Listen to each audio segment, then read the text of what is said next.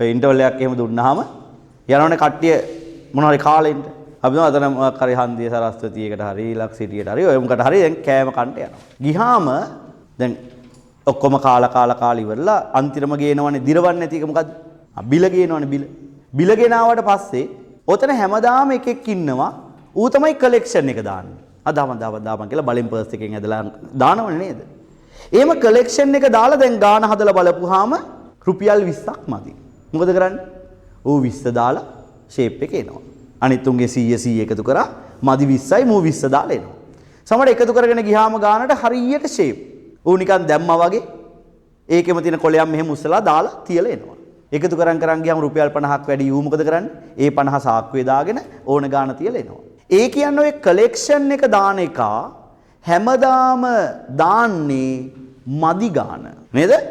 ඌද මුලින්ම සල්ලි දාන්නේ නෑ. අනිත් උන් ඔක්කොම ලව්ව සල්ලි ටික ධම්මවාගෙන බිල බැලන්ස් වෙන්න මදි ගාන තමයි ඌ දාන්නේ. හරියට කවුරු වගේද? ඝර්ෂණය වගේ.